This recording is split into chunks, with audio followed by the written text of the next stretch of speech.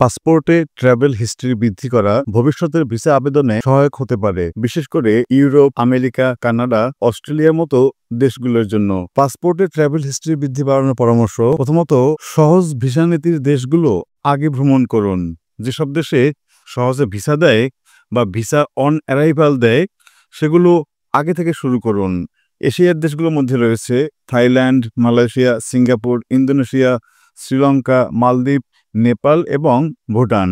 মধ্যপ্রাচ্যের দেশ Dubai, Oman, কাতার, Bahrain. আফ্রিকার কিছু দেশ যেমন কেনিয়া, মরক্কো ইত্যাদি। দ্বিতীয়ত, ভিসা অন অ্যারাইভাল বা ই ভিসা সুবিধা ব্যবহার করুন। ই ভিসা পাওয়া যায় এমন দেশগুলোতে গেলে কম কাগজপত্রে ট্রাভেল হিস্ট্রি তৈরি করা যায়। তৃতীয়ত, বারবার ভ্রমণ করুন যতটা সম্ভব। একবারই অনেক দূরে যাওয়ার চেয়ে কয়েকবার কাছাকাছি জায়গায় ভ্রমণ করুন। এতে পাসপোর্টে বিভিন্ন দেশের স্টাম্প জমবে।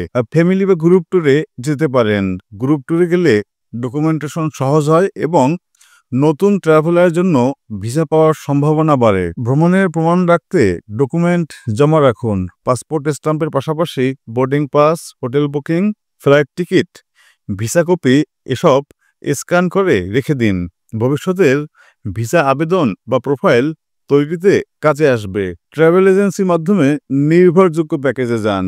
বিশ্বস্ত এজেন্সির মাধ্যমে গেলে ভিসা ও ট্যুর দুটোই সঠিকভাবে হয় এবং ঝামেলা কম হয়।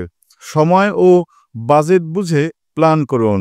প্রতি বছরে অন্তত 2টি আন্তর্জাতিক ভ্রমণের লক্ষ্য রাখুন, যেমন একবার সাউথ এশিয়া, একবার সাউথ ইস্ট এশিয়া।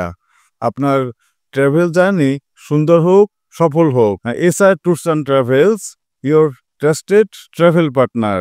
সব ধরনের ট্রাভেল সেবা বিষয়ক পরামর্শ পেতে যোগাযোগ করুন আমাদের সাথে।